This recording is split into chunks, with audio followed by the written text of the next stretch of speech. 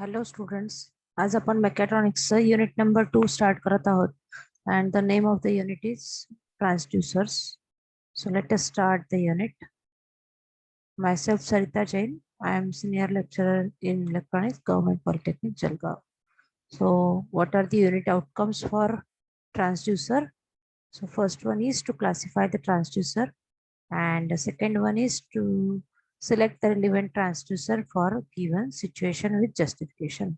So after studying this particular unit, you will be able to classify the transducer and you will be able to select the relevant transducer for given situation with justification.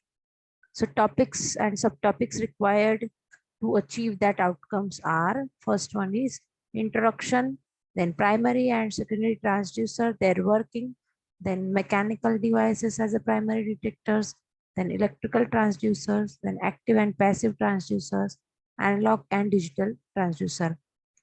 जरी आपले हे topic सब topics limited असले तरी पण मी बऱ्याच डिटेलमध्ये तुमचं हे युनिट घेणार आहे. So let us start with the actual topic, that is transducer. So what is transducer?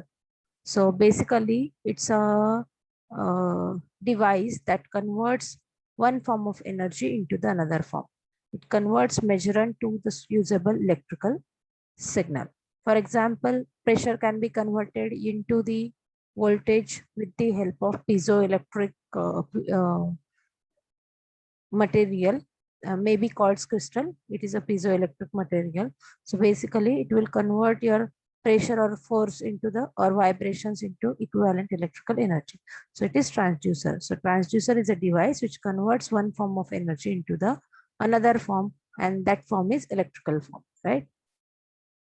So pressure is converted into the voltage with the help of piezoelectric energy.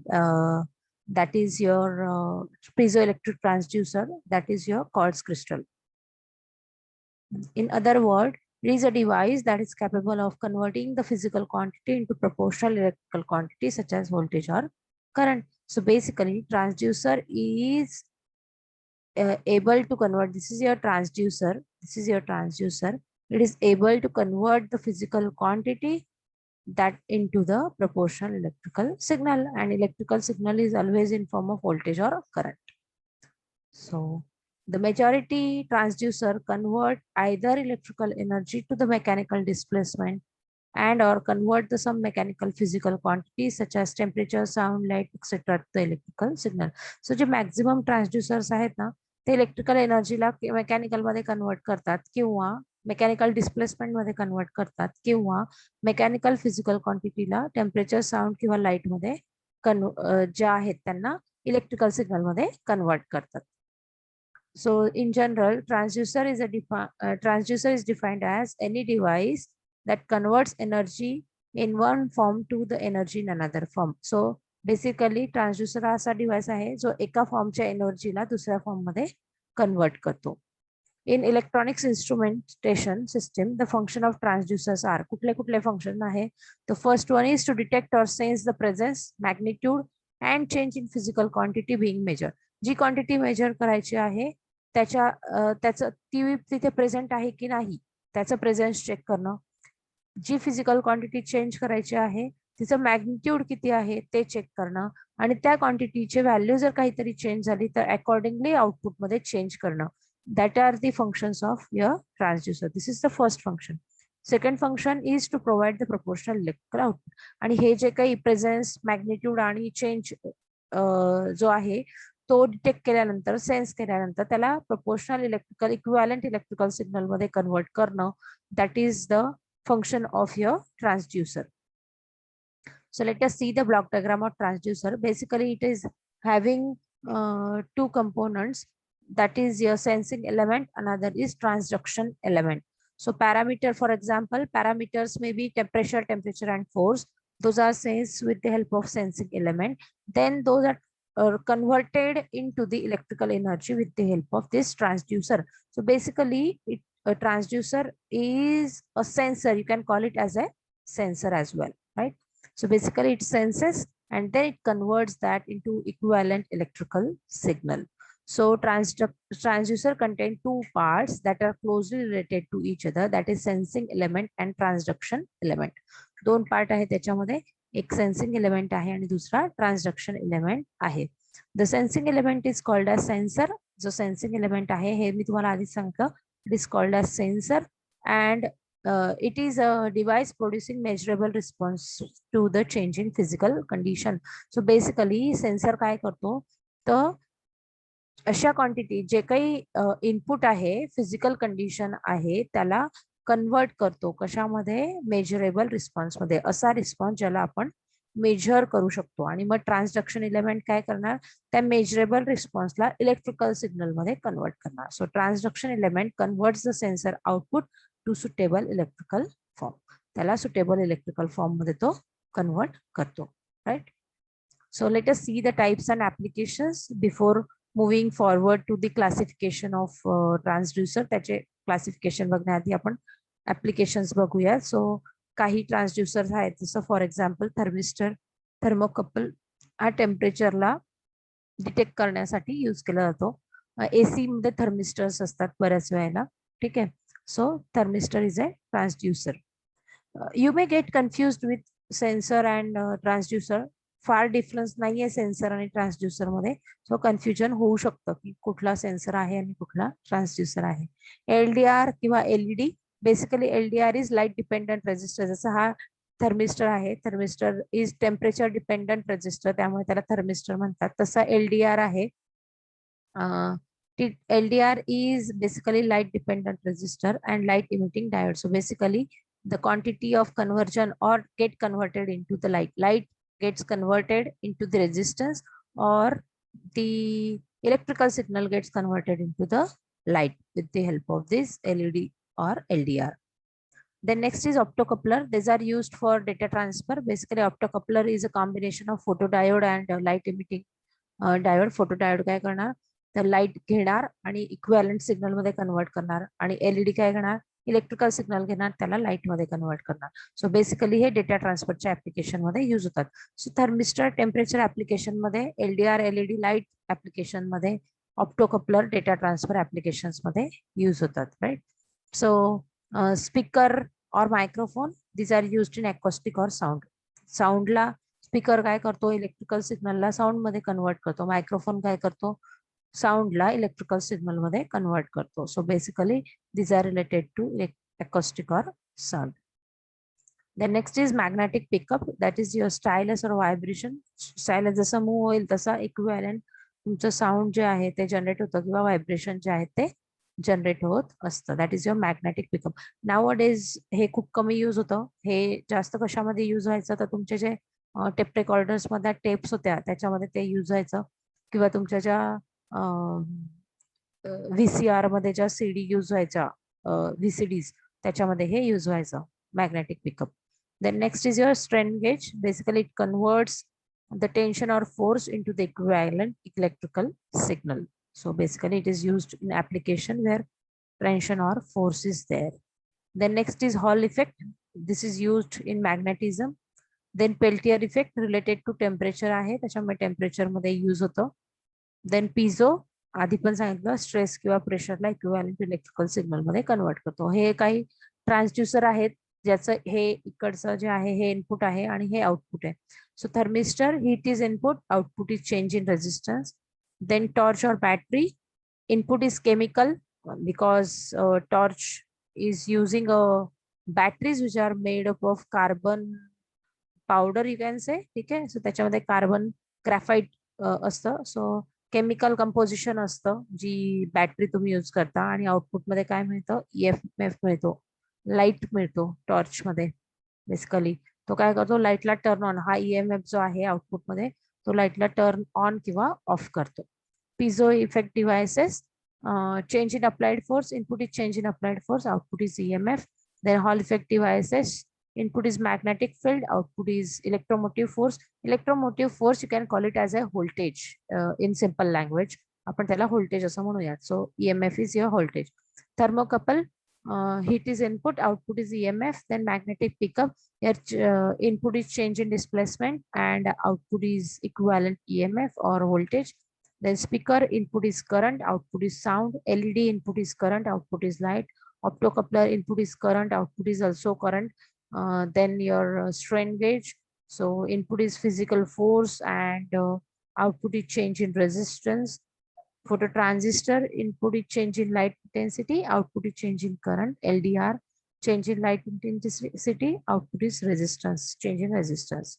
Microphone input is sound wave, output is equivalent voltage or EMF.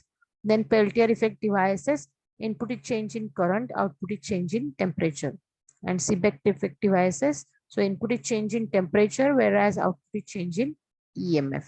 So these are some of the examples of transducer with the input which is to be applied to it, and the output we get after applying the given input.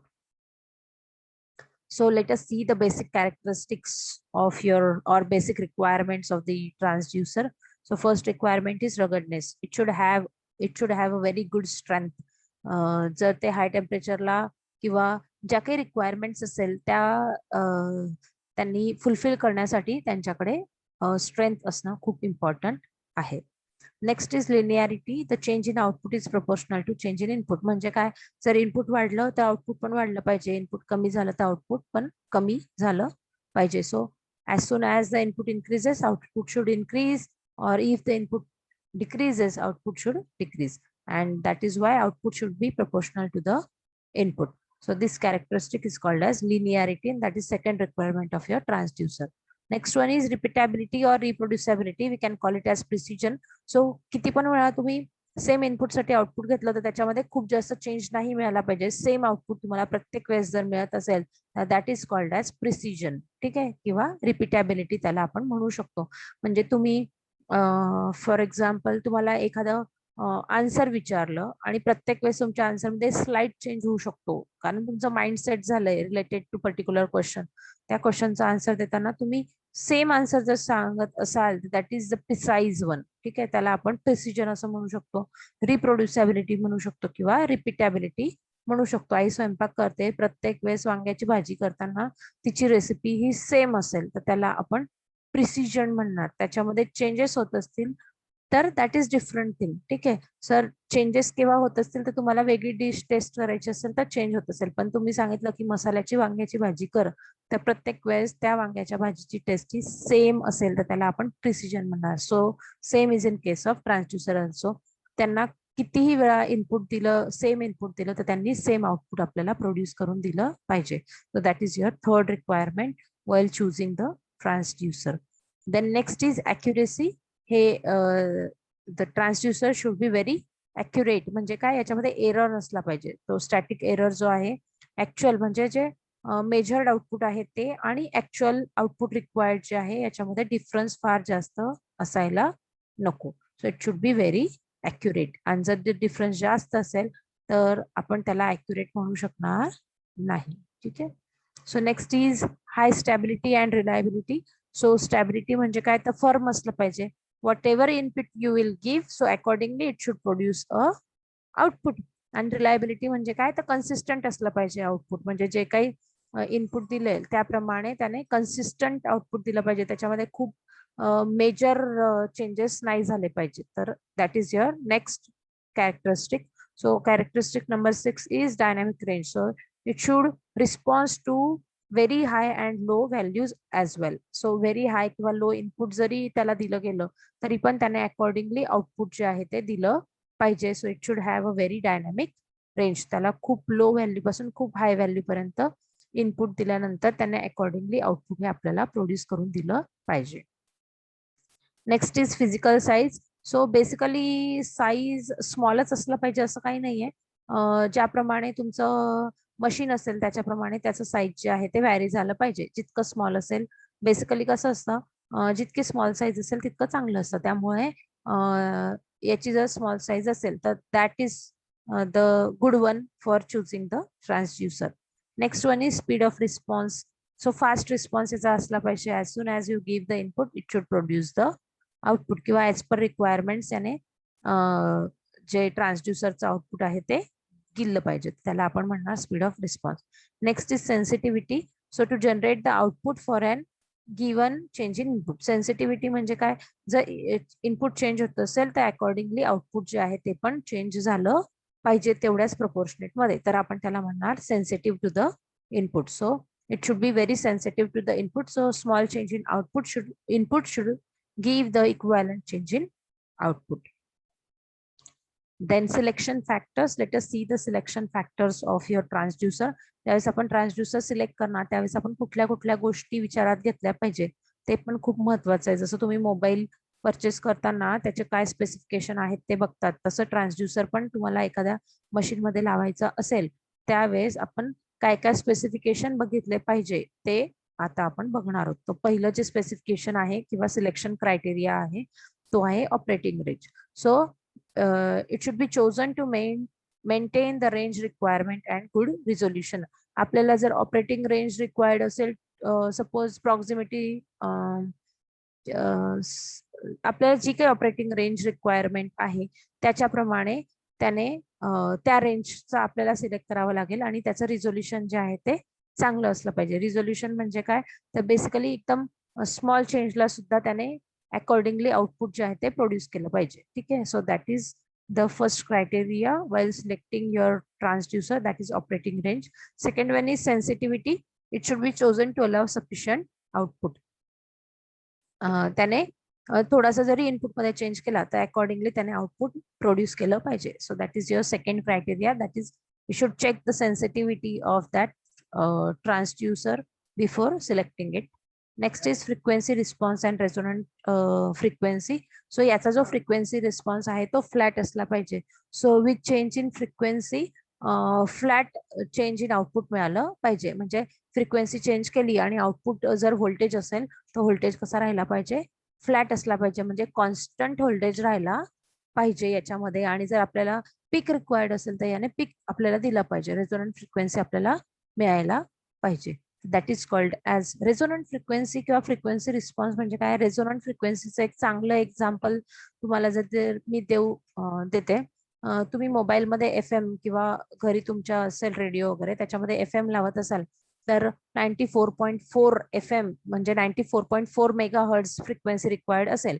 आपण म्हणतो ना 94.4 FM, तर FM म्हणजे basically FM आहे म्हणून megahertz मध्ये range असते त्याची.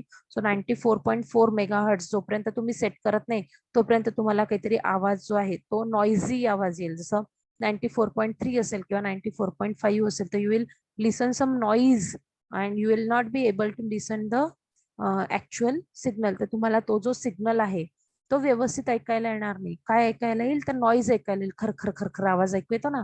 So that is your resonant frequency. म्हणजे त्यांनी जे चॅनल सिलेक्ट केलेलं आहे ते 94.4 मेगाहर्ट्झ आहे आणि जेव्हा तुम्ही तुमच्या मोबाईलमध्ये ते 94.4 मेगाहर्ट्झ सिलेक्ट करता त्यावेळेसच तुम्हाला एकदम क्लिअर व्हॉइस ऐकू येतो, because that is resonant frequency.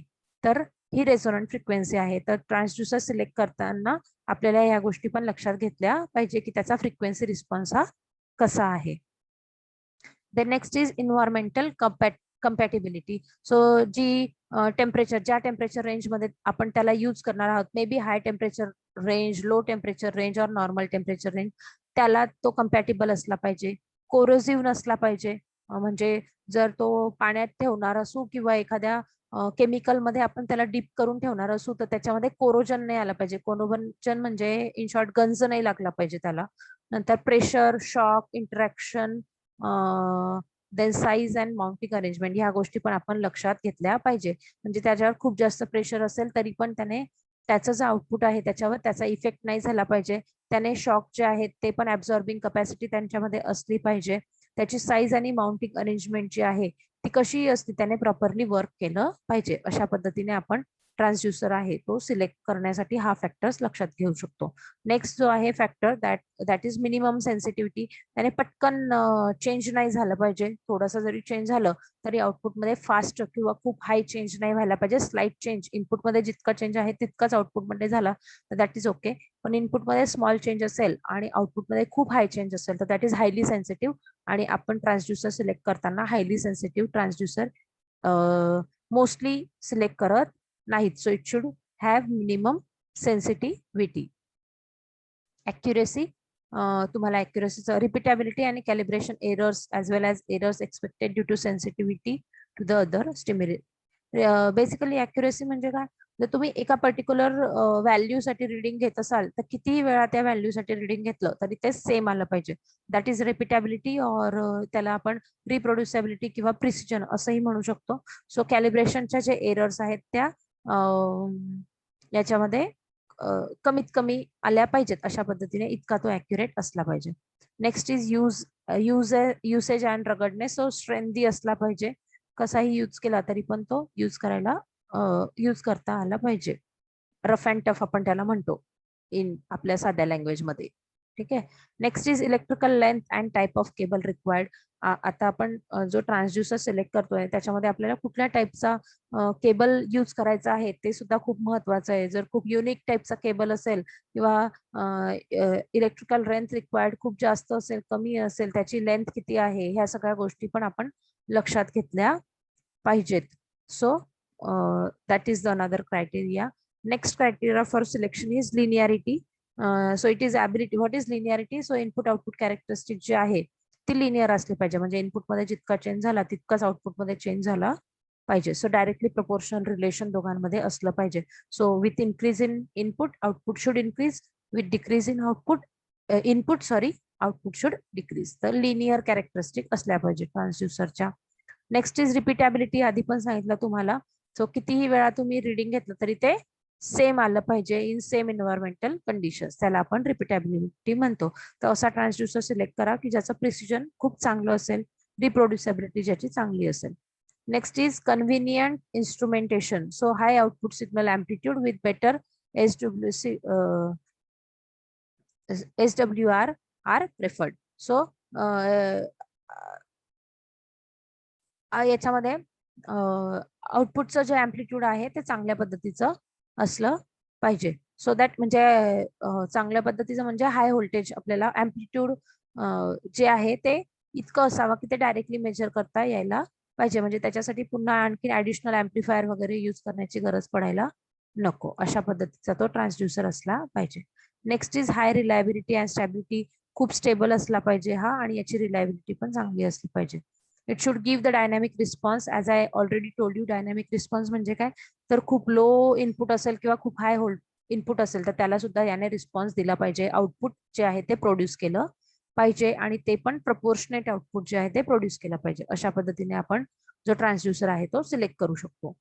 Next is excellent mechanical characteristic as are desired. Mechanical characteristic म्हणजे काय, तर जशी रिक्वायरमेंट असेल त्याच्याप्रमाणे त्याने आउटपुट दिलं पाहिजे.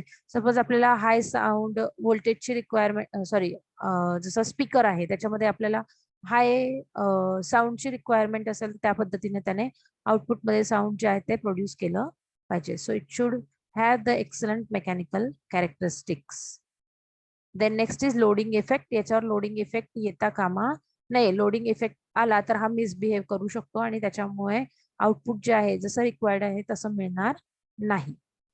Next is your threshold value of input. So maximum इनपुटची जी व्हॅल्यू आहे ती इतकी असावी की आपल्या ज्या रिक्वायरमेंट्स आहेत त्या फुलफिल झाल्या पाहिजेत. तर वाईल सिलेक्टिंग तुमचा ट्रान्सड्युसर तुम्ही ह्या सगळ्या गोष्टी ज्या आहेत त्या कन्सिडर करायला पाहिजे. तर कुठल्या कुठल्या गोष्टी होत्या त्या आपण बघूयात. So your threshold value, then loading effect, then excellent mechanical characteristic, good dynamic response, high reliability and stability, convenient instrumentation, then repeatability, then your linearity, then your electrical length and type of cable required, usage and ruggedness, accuracy, minimum sensitivity, environmental compatibility, then frequency response and resonant frequency, sensitivity and operating range. So तुम्ही जेव्हा कधी एखादा transducer select कराल कुठल्या ऍप्लिकेशनसाठी, तुम्ही ह्या सगळ्या गोष्टी ज्या आहेत त्या लक्षात घेतल्या पाहिजेत. So sorry. Next is your classification of transducer. So let us move to the next topic, that is classification of transducer. So transducer can be classified as active and passive transducer. ट्रान्सड्युसरचं classification हे 5 प्रकारचं classification आहे. त्याच्यामध्ये active and passive transducer आहे. ते कशा पद्धतीने by active and passive किंवा by primary and secondary, by analog and digital, हे आपण 1 बाय 1 बघणार आहोत पुढे. सो हे त्याचं क्लासिफिकेशन आहे. First is active and passive, analog and digital, primary and secondary transducer. Next is on the basis of transduction principle used, and last one is transducer and inverse transducers. So I think इथपर्यंत sufficient आहे आजसाठी. So we will meet soon in the next lecture. ठीक आहे. So तुम्ही आपण पुढच्या lecture मध्ये आता ट्रान्सड्युसरचे जे क्लासिफिकेशन आहे ते डिटेल मध्ये बघणार आहोत. Till that time, all the best and keep on study. Okay.